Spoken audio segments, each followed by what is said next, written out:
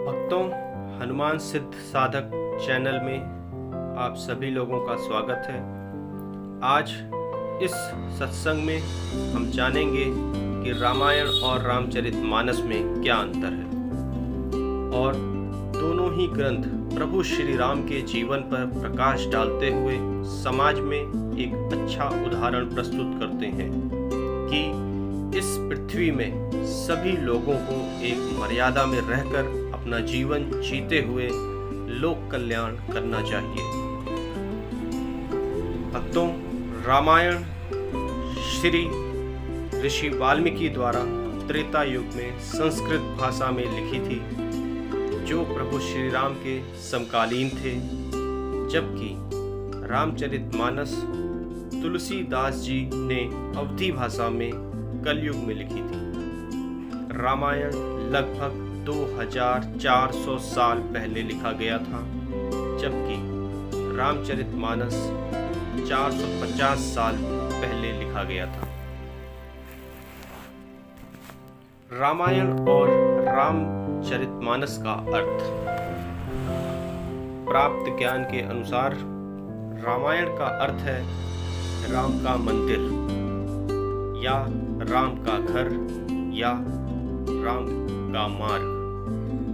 वहीं रामचरितमानस का अर्थ है राम के चरित्र का सरोवर। रामचरितमानस को राम दर्शन भी कहते हैं। मंदिर में जाने के जो नियम हैं, वही सरोवर में स्नान के नियम हैं। जैसे मंदिर में जाने से पाप धुल जाते हैं, वैसे ही सरोवर में स्नान करने से भी पाप धुल जाते हैं। श्लोक और चौपाई में अंतर। भक्तों, रामायण को संस्कृत काव्य की भाषा में लिखा गया है, जिसमें सर्ग और श्लोक होते हैं, जबकि रामचरितमानस के दोहों और चौपाइयों की संख्या अधिक है। रामायण में 24,000 श्लोक और 500 सर्ग तथा 7 कांड हैं।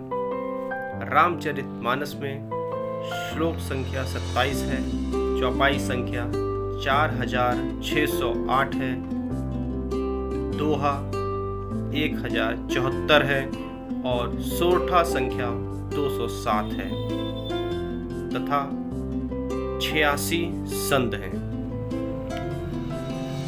कथा के आधार में अंतर। भक्तों, महर्षि वाल्मीकि जी ने श्री राम के जीवन को अपनी आंखों से देखा था।